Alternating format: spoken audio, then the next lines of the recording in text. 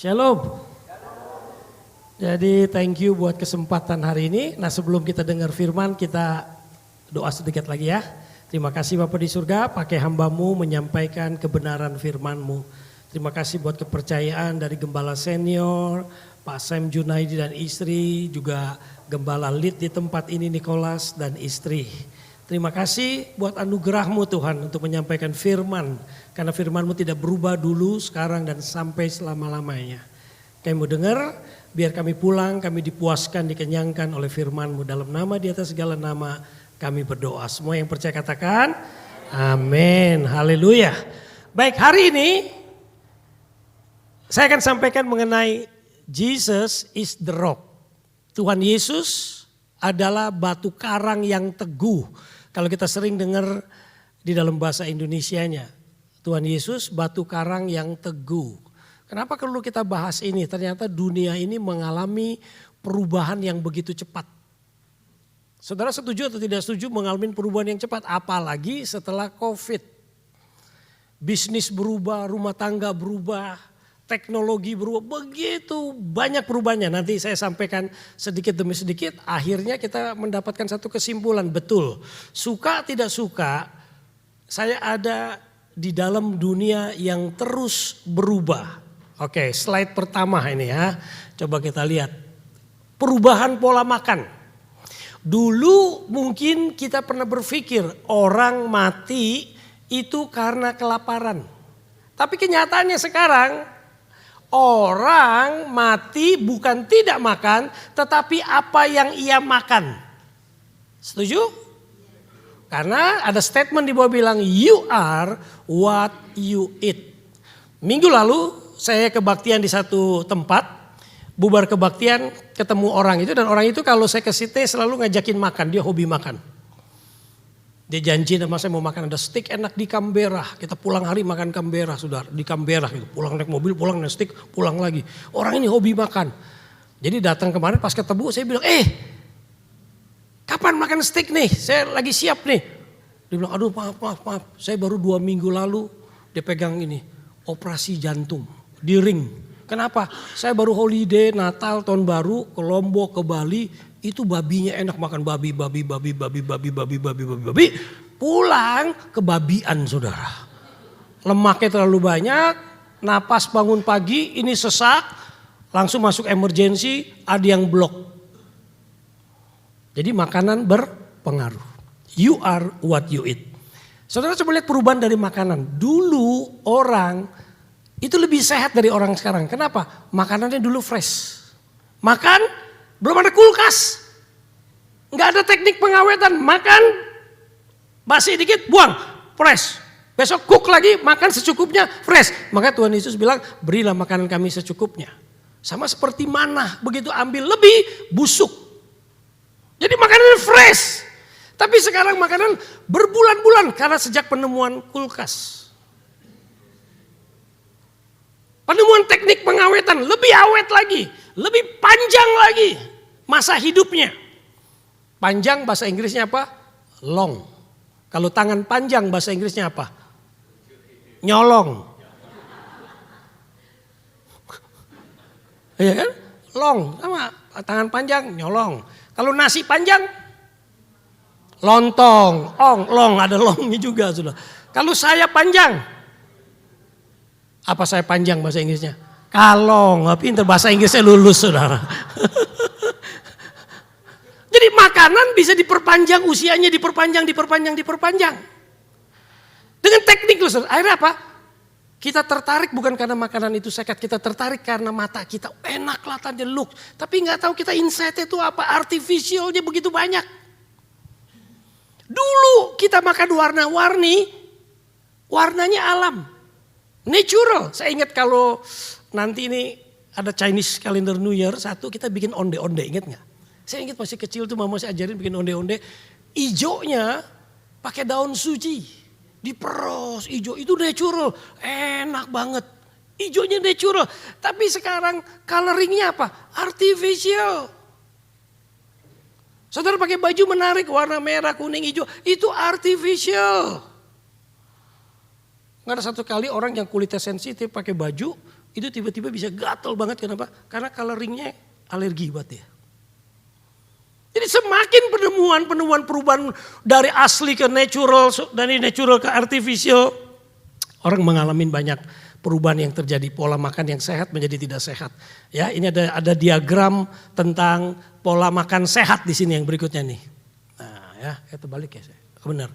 Ini sampai diajarin makan yang sehat tuh apa, kenapa? Udah kita misleading sekarang dengan makanan yang sehat dengan yang tidak sehat.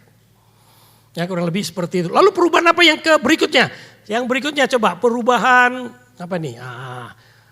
Transportasi, coba lihat. Dulu orang naik kaki pertama, saudara, jalan. Semakin orang jalan semakin sehat. Sekarang udah diselidikin di Amerika tingkat obesitas tuh tinggi. Kenapa? Orang udah malas jalan. Dulu naik sepeda setelah ditemuin ban bulat gitu, saudara. Ada beca. Dan dulu ditemuin lagi apa? Pak kuda, itu alam. Alkitab banyak loh berbicara tentang kerajaan Mesir itu dulu Firaun kekuatan kuda. Dan kuda itu menjadi mesin penggerak pertama. Jadi ada berapa kuda yang dipunyain, berapa kecepatan kuda untuk dia narik jalannya itu. Maka sekarang mesin-mesin itu pakai apa? Horsepower. Kuda punya kekuatan itu diukur menjadi satuan kekuatan. Itu perubahan transportasi. Semakin orang nikmat. Sekarang dari dulu kuda, sekarang udah Tesla. Tambah canggih. Ada artificial intelligence, saudara. Kalau saudara tidur, setel, nyalain. Kalau saudara ngantuk, itu dia bisa peringetin. Bangun.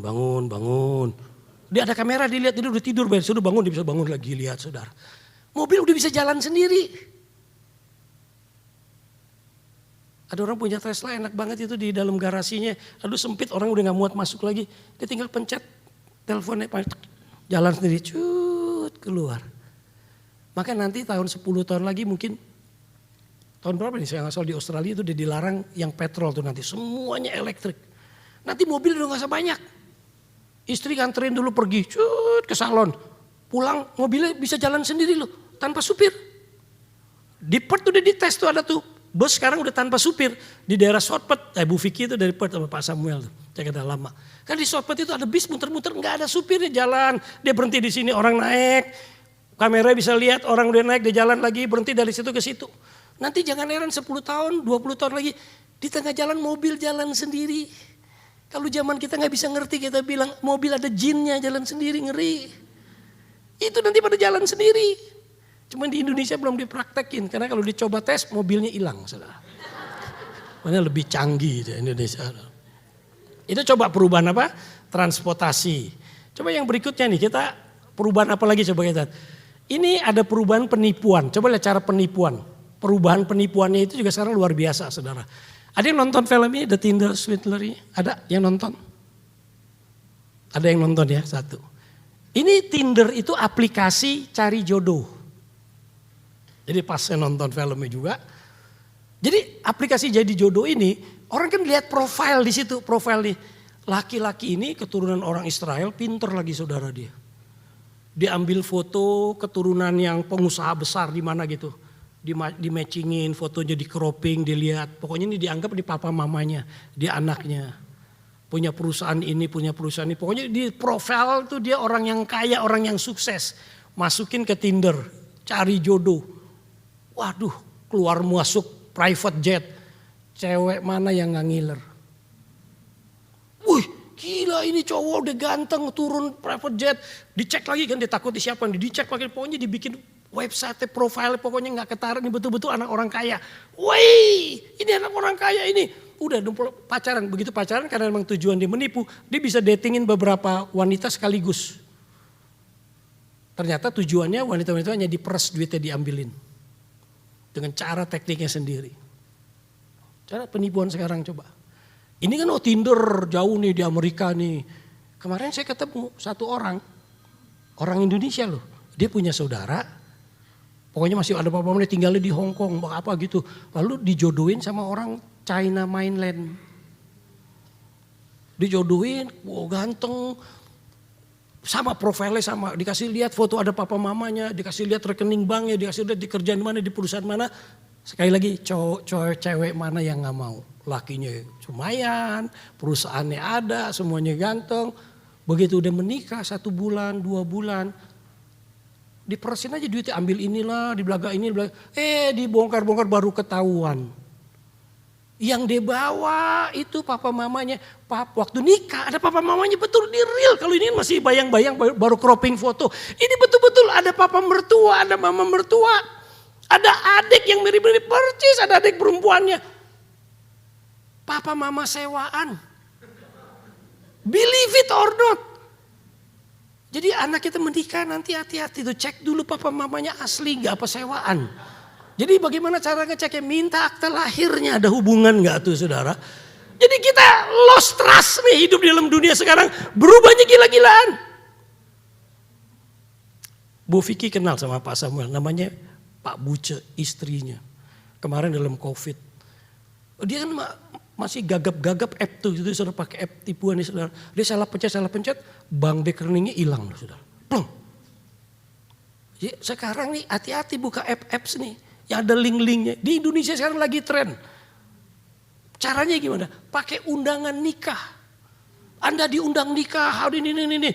Pencet link, kita kan penasaran kan. Siapa yang nikah? Jangan-jangan teman kita atau apa. Begitu dipencet, buka lagi kasih nama, kasih ini, kasih nomor telepon. Zut, hilang nih duit saudara. Lagi rame ini. Nah Pak Sem baru dari Indonesia nih. Ketipu gak Pak Sem? Oh enggak. Karena pintor dari Sydney lain. Canggih saudara. Itu lagi rame sekarang. Tipu-tipuan kayak begitu saudara. Aduh makanya ngeri ini perubahan ini saudara. Perubahan apa lagi? Coba kita lihat satu klik lagi, saya catat di sini. Tentang apa? Tentang orang yang udah gak mau punya anak. Dulu kita orang Chinese bilang punya anak, banyak anak banyak rezeki. Orang dulu juga percaya, kenapa perlu punya banyak anak? Karena dulu kesehatan tidak baik. Tingkat kematian anak tuh tinggi. Maka orang dulu anaknya berapa? Kayak keluarga saya 6. Kenapa? Kalau mati 1 ada 5. Mati 1 lagi 3, 4. Minimal dia punya anak gitu loh. Supaya tuanya minimal ada yang take care. Tapi zaman sekarang teknologi udah banyak. Anak lahir bisa jadi 3 sekali lahir kembar. Tingkat kematian anak jarang. Hidup dengan modern seperti orang tanpa nggak mau punya anak itu terbukti di Cina. Di riset sekarang sama India saudara. Orang minat punya anak turun. Loh dulu kan orang Cina kalau punya anak tahu sendirilah. Pengen 10, pengen 12 gitu saudara. Sekarang turun, India juga turun. Udah jadi perubahan berarti. Oke lihat lagi satu klik lagi. Jadi perubahan lagi yang sehari-hari. Satu klik lagi, oke coba lihat. AI dan robot. Ini saya baru ngambil School to Ban the Chatbot. Chatbot itu saya baru dapetin 2 minggu yang lalu waktu saya di library. Lumayan baca koran gratis, lagi summer kan dingin. Pas buka ada gini, di ban chatbot itu. Apa chatbot itu? Chat GPT. Dulu orang cari informasi pakai Google. Sekarang gak usah. Saudara bisa buka Chat GPT. Itu lebih canggih dari Google. Bapak ibu mau khotbah. Jadi semua ini bisa jadi pengkhotbah, cari bahan susah. Pergi ke chatbot. Ketik. Saya mau khotbah. Misalnya judulnya seperti ini. Jesus is the rock. Keluar ayat firman Tuhan. Bagaimana cara khotbahnya? Poin ke-1, poin 2, ke-3. Habis khotbah saudara harus doa. Doa tantangannya apa? Robot bisa jawab itu. Saudara disuruh khotbah gemeter. Robot bisa. Anak di Eropa sekarang itu saya ketik tuh. Saya liatin. Itu sekolah sekarang. Tertarik sama robot. Karena robot ngajar lebih pinter. Anak-anak juga lebih seneng. Kalau mau gurunya dia malas-malas, dia teriak mau belajar. Tapi ditaruh robot jalan. Anak ngelek semua. Oh, ditanya what's your name, dia bisa jawab. 1 tambah 1, 2, dia bisa jawab. Dia tanya siapa penemu listrik, dia bisa jawab. Anak lebih belajar lebih cepat pakai robot. Gak ada emosi, diledekin gak marah. Kalau guru, dia gak ada emosinya. Anak-anak sekarang seneng sama robot. Dan yang lebih cilaka lagi, setelah itu satu contoh foto, itu memang diambil dari games, tapi idenya begini, robot nanti dibuat secantik itu. Didesain robotnya loh saudara. Dan gak kaku lagi besi ke Iron Man yang gagah, enggak. Karena kulitnya bisa lembut persis kayak kulit manusia. Dan bisa ngomong. Makanya ini saingan nih ibu-ibu, hati-hati nih. Kalau macam-macam suami bilang, gua ganti istri robot aja deh. Karena istri robotnya pinter, bisa masak, bisa bangun pagi, nggak komplain. Di sana tinggal no komplain, dia nggak pernah komplain, senyum terus sama suami, disuruh apa aja nurut. Bener. Nanti saingan ibu-ibu, istri-istri, nanti istri robot. Dan sekarang lagi dikembangin loh, pinter robotnya, bisa masak, bisa do anything. Dan udah terbukti kan ada tahun berapa tuh orang menikah dengan robot di Jepang udah happen loh saudara. Cuman masih robotnya robot kayak kasar, dia tambah lemah, tambah halus, tambah cantik. Saudara bisa order istri robot apa, mau rambutnya putih, bule, botak, saudara tinggal pilih. Bentuk tingginya, size-nya, saudara tinggal pilih, you name it. Itu serius saudara, berat sekali hidup kita berubah-berubah terus seperti ini. Oke, lalu kita belajar, memang Tuhan ciptain manusia itu untuk memang adaptasi dengan perubahan. Mau gak mau, kita sendiri pun berubah. Bagaimana perubahannya apa? Nah misalnya contoh, sudah kita lihat ya, satu klik lagi nih. Klik lagi, perubahan kehidupan. Nah seorang ahli psikologi yang namanya Erikson, itu dia memperkenalkan teori manusia mengalami perubahan ada 8 stage kehidupan. Nah saya cepetin aja karena kita bukan kuliah psikologi, saya juga bukan ahli psikologi. Nah tapi saya minimal hanya menggambarkan Tuhan memang desain kita manusia itu bisa adaptasi dengan perubahan, dan kalau kita tidak berubah maka kita akan digilas dengan perubahan itu sendiri. Nah perubahan itu misalnya tahap yang pertama ya, misalnya ambil contoh lagi, satu klik lagi tentang state pertama itu masalah trust versus mistrust. Nah bayi yang mulai di dalam kandungan ya sampai mungkin umur 5 tahun itu di situ masa develop pertumbuhan, dia di dalam dunia ini orangnya bisa trust orang, nggak bisa percaya nggak, atau hidupnya itu nggak bisa percaya. Saudara pernah nggak nemuin orang yang susah percaya sama orang, curiga terus? Saya pernah konselingin satu orang suami, istrinya curiga terus. Pergi ke kantor 1 jam diteleponin. Baru dia bilang, lagi meeting. Taruh lagi, 1 jam lagi, ngapain pap? Masih meeting. 1 jam telepon lagi. Terus begitu, sampai gak percaya suami pergi, dia bisa ikutin dari belakang. Oh ke kantor tenang, pulang lagi. Terus 1 jam telepon, sampai suaminya gak bisa kerja. Akhirnya rumah tangganya berantakan. Kenapa? Karena waktu kecil di develop, dia tidak trust. Setiap yang dia mau, mamanya selalu belain anak yang lain. Ada juga orang yang dari kecil tumbuh besar karena taruh anaknya dititip-titipin. Titipin tante A, tante B, dititipin taruh sama Kari. Hidupnya itu gak pernah aman di bawah pelukan kasih sayang satu orang yang mengenal dia. Kadang-kadang yang dia mau juga gak dikasih, pokoknya dibentak. Neglect children gitu. Children yang tumbuh besar gak mendapatkan perhatian sebagaimana mestinya. Dia susah untuk percaya hidup dalam dunia ini, penuh dengan curiga. Itu salah satu contoh perubahan yang terjadi di hidup itu karena apa? Karena masa kecil. Kita langsung cut yang keduanya aja, keduanya lagi ya. Kalau 8 ini kita habis. Yang kedua, itu state yang kelima itu masa remaja. Usia 12 sampai 18. Nah, seorang remaja lihat pertumbuhan itu banyak perubahan yang terjadi. Siapa yang punya anak remaja di sini? Ada banyak ya? Gampang gak? Dalam remaja, paling susah. Waktu anak, dia ngikut orang tua. Kemana aja kita pergi nangis. Mami jangan tinggalin mami. Udah remaja. Ikut mami papa. Pergi aja. Saya gak mau di sini. Pergi aja. Disuruh pergi. Kita pergi dia. Oleh. Saya merdeka. Waktu kecil nangis-nangis. Gilan perut sekarang udah remaja. Ada mamanya, dia nangis-nangis, mintanya mama pergi. That's happen. Nah ini masa yang paling sulit nih. Kalau kita gak bisa berdamai dengan anak remaja kita, itu banyak konflik. Maka remaja mulai kenal drug, remaja mulai kenal hidup yang gagah, itu masa remaja. Itu masa perubahan, karena dunia bagi dia berubah dari masa anak, mau ke dewasa, dia lewatin masa transisi, itu yang paling berat. Ya manusia berubah. Maka kita treat anak kita juga berubah. Maka psikologi mengajarkan kita itu ada grafik tentang independen dan gimana kita melepas anak. Waktu kecil seorang bayi dia bergantung sama orang tuanya 100%. Kasih makan apa dia kasih makan, dia kasih minum apa dia minum, pakai baju apa, jadi dia gak bisa protes. Tapi mulai 1 tahun angka ketergantungan itu 99, berapa. Mulai 2 tahun tinggal 99. Anak udah 5 tahun mungkin tinggal 90% dia bergantungnya. Udah bisa jalan sendiri, mulai pipis sendiri. Terus sampai dia menikah, Alkitab bilang harus dirilis bentuk keluarga yang baru. Tapi ada yang gak bisa kan, kalau independennya kita gak lepas begitu masih jadi anak mami. Udah menikah berantem gue bilangin mama lu ya, telepon mamanya mama. Karena independennya gak ada saudara.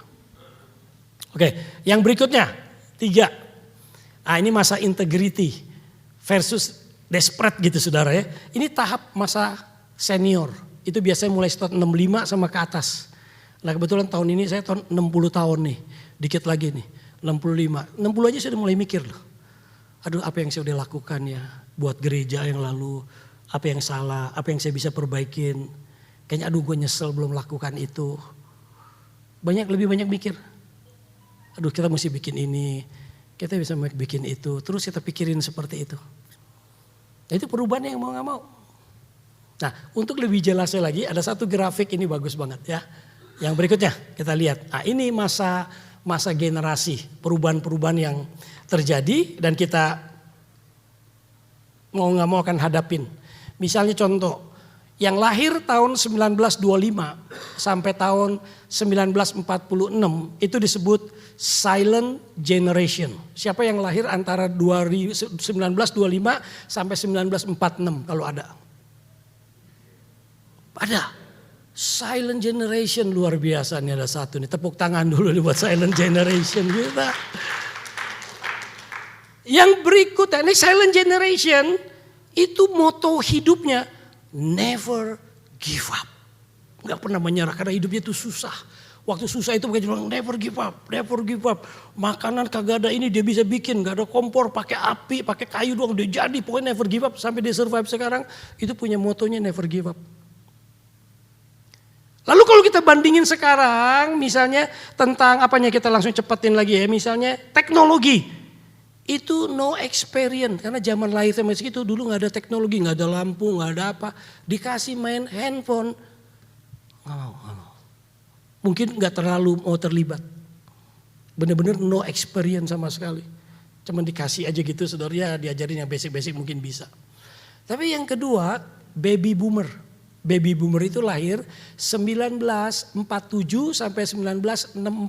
Saya termasuk baby boomer. Siapa baby boomer di sini? Wah Pak Sam baby boomer nih, baby boomer. Baby boomernya banyak. Baby boomer punya moto always work hard. Habis perang dunia kedua ada kehancuran. Semuanya harus membangun negara, semuanya harus survive. Makanya motonya kerja keras. Sampai sekarang saya ngurus gereja, kita harus kerja keras. Ayo gak boleh waktu nganggur. Saya paling gak suka nganggur. Bikin sesuatu. Ayo kerjain ini. Always work hard. Baik kalau pendeta-pendeta yang masa seperti kayak pastor ini masih kerja keras deh. Buka cabang, ayo buka lagi. Saya juga kan buka di Sydney, ayo buka di Melbourne, buka di Singapura. Kerja keras. Tapi soal teknologi moderat. Kayak saya masih operate laptop, sekarang masih bisa lumayan. Tapi kadang-kadang hilang sedikit, hilang nih kemana nih? Panggilnya gimana lagi ini? Itu moderat. Pakai handphone juga gitu, ya dikit-dikit bisa. Susah sedikit lagi, aduh udah gak tahu udah mau kemana nih. Kasih anak, kalau punya anak gitu ngerti. Sama anak dimarahin, gitu aja kagak bisa. Udah diajarin, udah gini gampang banget. Dimarahin sama anak. Kenapa? Karena anak itu generasi X itu lahir 65 sampai 79.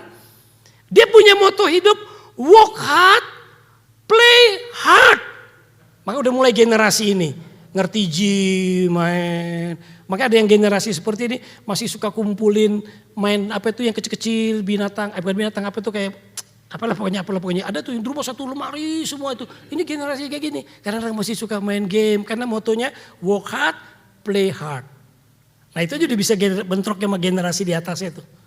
Main sedikit, bapaknya gak bisa lihat. Lu kerja main mulu. Padahal cuma setengah dia mainnya. Karena bapaknya bilang hidup tanpa main, work hard terus. Maka generasi ini terus cari duit. Pagi begitu melek, Kang tahu mana nih yang gue mau makan nih mulai saudara. Pokoknya pikirinnya duit terus saudara. Nah kalau generasi X ini tentang teknologi proficient. Cukup dia punya knowledge, pas mulai bertumbuh dia bisa ngikutin gitu saudara. Tapi yang berikutnya lebih canggih, generation Y. 1980 sampai 97. Motonya hidupnya tadi bukan work hard, play hard, tapi I need it now. Lebih gak sabar. I want now. Karena kita maunya sekarang. Mau punya rumah sekarang. Bagaimana supaya dapat sekarang? Cepat main saham, main robot, main apa. Habis duitnya. Gak bisa beli rumah. Amsyong dia. Kenapa? Pengen cepat. Kalau zaman dulu sabar, kumpulin duit dikit-dikit, makan irit, tiap hari super mie, pagi super mie, siang super mie, malam super mie, supaya bisa beli rumah. Biar nggak apa-apa lambat. Itu generasi zaman. Tapi sekarang nggak mau. I need now. Maka hidupnya banyak kebablasan. Yang apalagi di sini, teknologinya excellent. Karena excellent dia udah tahu komputer, tahu laptop, IT-nya canggih, senangnya work from home. Benar? Sedikit ada kesusahan nggak mau, susah sedikit nggak mau, maunya gaji tinggi, kerja enak, kalau perlu gue tidur dibayar, itu generasinya. 1998 sampai 2016, ini kan udah deket kita di 2016, tentang moto hidupnya. I will find it somewhere else. Jadi kalau kerja sedikit ditegur sama bosnya, lu kerja yang benar dong, jangan gini. Nah emang kerjaan di sini, berhenti hari ini gue resign, besok cari kerjaan lagi.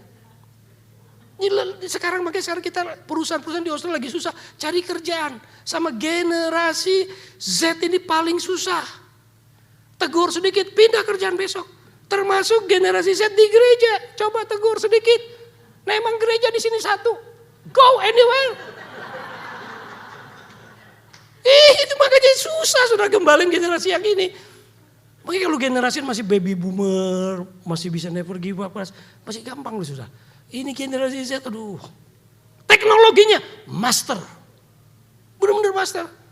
Ini kalau generasi Z protes sama pendeta yang nggak bisa, ini IT-nya bisa dimatiin, dipencet pakai ini, mati semua. Ini AC mati, jangan-jangan generasi Z nih. Dia nggak seneng sama pastornya ini, diboikot.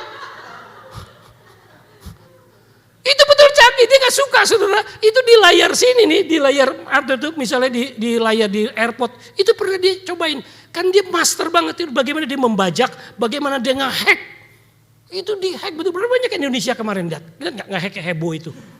Departemen ini bobol, departemen karena dia master. Begitu dia bobol dia seneng banget, bank bisa dibobol. Makanya jangan macam-macam kita sama generasi Pak Sam. Ini baru AC mati dia bilang nih, lu macam-macam lagi gue matiin semua listriknya ini. Tapi yang kita berbahagia kalau kita itu di dalam Tuhan, nah satu ayat yang kita baca ini saudara. Atau klik lagi. Nah firman Tuhannya begini, apa yang maksudnya Jesus is the rock. Oke, Ibrani 1 ayat 1, 2 dan 3. Kita baca sama-sama ya. Kalau masih kita bisa membaca, maaf saya memang hurufnya ini kecil-kecil. Ya, Ibrani 1 ayat 1, Bapak Ibu bisa lihat Alkitab ayat yang kedua dan ketiga kita baca ya. 1, 2, 3 ayat yang ke-1. Setelah pada zaman dahulu Allah berulang kali dan dalam berbagai cara berbicara kepada nenek moyang kita dengan perantaraan nabi-nabi. Ayat kedua, maka pada zaman akhir ini ia telah berbicara kepada kita dengan perantaran anaknya yang telah ia tetapkan sebagai yang berhak menerima segala yang ada. Oleh dia Allah telah menjadikan alam semesta. Ayat yang ketiga, ia adalah cahaya kemuliaan Allah dan gambar wujud Allah dan menopang segala yang ada dengan firman-Nya yang penuh kekuasaan. Dan setelah ia selesai mengadakan penyucian dosa, ia duduk di sebelah kanan yang maha besar di tempat yang tinggi. Ayat 1 dijelaskan gini, kita punya Tuhan itu senang berkomunikasi. Tuhan kalau dalam perjanjian baru kita sebutkan Bapa. Kenapa disebut Bapa? Itu dekat sama kita anak-anaknya. Maka barang siapa yang percaya kepada Dia diberi kuasa menjadi anak-anaknya. Jadi anak sama Bapa itu supaya ada komunikasi dekat. Itu yang Tuhan mau. Maka Dia berulang kali. Apa arti kata berulang kali? Sekali gak denger. Sekali pesennya gak sampai dia ngomong 2 kali. 2 kali pesen belum sampai dia ngomong 3 kali. Itu arti berulang terus. Pokoknya sampai lu denger. Dan bukan hanya berulang kali. Berbagai metode. Makanya dikatakan berbagai cara. Ini cara ngomong sama anak saya gimana nih? Cara yang keras sampai lembut. Sampai kerasnya nomor 10. Sampai lembut nomor 1. Kalau dia belum bisa juga dia pakai cara yang lain. Pokoknya sampai bapak bisa ngomong sama anaknya. Itu Tuhan kita yang luar biasa baik. Dia berinisiatif. Kreasi dia mau ngomong. Nah Tuhan yang seperti itulah yang kita sembah. Dunia boleh berubah. Teknologi boleh berubah. Tapi Tuhan kita tidak berubah dulu, sekarang dan sampai selama-lamanya. Itu yang dicatat di kitab Ibrani. Berikutnya kitab Ibrani. Ya kan Ibrani 1 tadi. Di Ibrani 13 ayat 8. Kenapa Ibrani tulis ini? Kalau Bapak Ibu baca Alkitab, studi Alkitab, kitab Ibrani ini tuh ditulis khusus kepada orang yang non-Yahudi dan yang sedang mengalami perubahan sampai perubahan pengajaran, perubahan keadaan. Maka firman ini khusus sampai keluar 1 ayat. Makanan boleh berubah. Sistem teknologi boleh berubah. Transportasi boleh berubah. Gereja boleh berubah pendetanya. Boleh berubah programnya. Tapi yang pasti dibilang Yesus Kristus tetap sama baik kemarin, hari ini, dan sampai selama-lamanya. Dia tidak berubah karena He is the rock. Batu karang yang teguh. Maka waktu Tuhan mendirikan gerejanya Matius 16-18 dia berkata engkau adalah Petrus. Petros, memakai kata Petrus, itu batu yang kecil. Dan di atas batu karang ini Petra, yaitu Tuhan Yesus Kristus. Aku akan dirikan jemaatku. Bicara batu karang yang teguh. Di mana hidup kita dibangun. Di atas batu karang yang kecil, apa batu karang kecil? Kita punya deposito. Kita punya knowledge, kita punya pendidikan S1, S2, S3. Kita punya kecantikan, kita punya skill, itu batu karang yang kecil. Maka kalau kita bergantung itu, S3 kita satu saat gak kepakai lagi. Karena dunia terus berubah. Kita punya deposito, satu saat juga kita gak bisa menjadi jaminan lagi. Semua gak ada, semua akan berubah. Tapi kalau kita pegang Petra, batu karang yang teguh Tuhan Yesus, dia tidak berubah dulu sekarang selama-lamanya. Dalam keadaan apapun juga. Maka dia berkata, kalau kita percaya hidup kita ini, pegangnya Petra, batu karang yang teguh. Boleh terjadi perubahan jadi apa. Tapi kasih sayang dia, penyelamatan dia, penyertaan dia. Aku menyertai kamu sampai kesudahan alam ini. Sekarang saya tutup dengan satu kesaksian. Ada orang percaya. Bagaimana membuktikan bahwa Tuhan itu tidak berubah. Kalau Tuhan ingin memberkati seseorang. Dia punya berbagai cara. Yang seperti Ibrani katakan.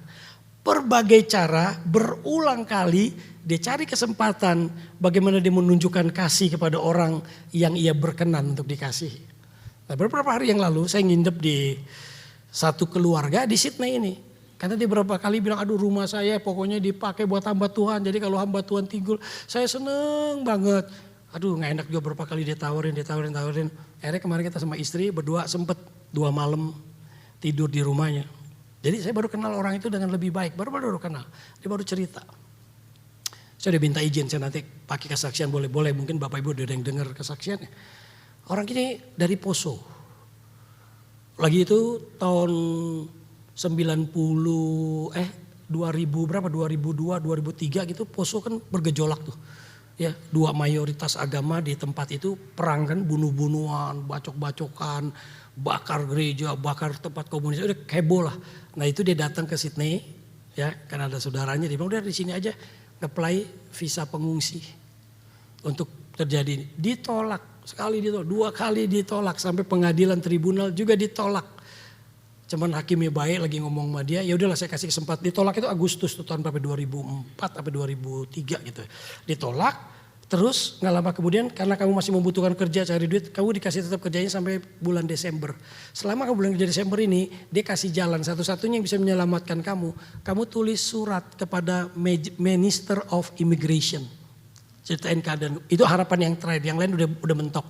Sementara dia ngurus itu, dia boleh kerja sampai bulan Desember. Lagi kerja dia naik sepeda, ditabrak. Mental, jatuh, nggak tahu lagi pokoknya gelap aja. Sampai di rumah sakit, dokter hanya bilang, sebentar saya mau operasi kamu ya, akan dilakukan bedah gini. Kamu setuju ya? Dia cuma bilang, jangan dioperasi, saya nggak punya duit. Jangan. Orang Indonesia gitu kan udah masuk rumah sakit trauma kan mikirin bayarannya. Kalau gue mati aja dah, karena mikirin bayarnya. Tapi bilang nggak apa-apa, kamu pokoknya operasi dulu, nanti jangan pikirin biaya. Dia baru yakin, oke deh operasi, selamat saudara. Jadi dari sini ganti ada pen gitu. Dia selamat. Nah kan lagi proses ngajuin ke imigrasi, minister itu dia tulis orang ini kan lagi celakaan, lagi tabrakan, lagi begini. Justru karena kasus itu dia ditabrak, di granted PR-nya. Bukan hanya di granted PR. Karena yang nabrak itu diselidikin, ada anggota jemaat yang kenal sama lawyer, pakai lawyer kejar kompensasinya itu. Dapat yang salah itu harus bayar insurannya saudara. Dapat duitnya bisa beli rumah. Terus saja cerita simpel gitu, itulah cara Tuhan. Kalau dia ingin menetapkan dia di Sydney, mau berkati dia rumah, bisa segala macam. Tapi maksudnya kesaksian ini khusus buat dia, jangan ikut-ikut pulang naik sepeda. Aduh, tersalah nangkep lagi. Enak lu dapat mobil, dapat rumah, naik sepeda aja keliwar ditabrak. Jangan gitu, salah nanti saudara. Khusus buat dia saat itu, seperti itu Tuhan mau. Dan lalu dia bilang memang Tuhan punya purpose. Karena istri saya itu bapaknya pendeta, dia dapat gaji lebih, kompensasi lebih, bangun gereja lu sudah di Poso untuk bapaknya ini. Jadi Tuhan mau berkati, makanya dia bilang kalau rumahnya ini dia tinggalin hamba Tuhan, itu satu anugerah buat dia mengingat dia ini Tuhan yang kasih. Siapa batu karang dalam hidupmu? Tuhan Yesus, Petra atau Petros batu karang kecil, depositomu.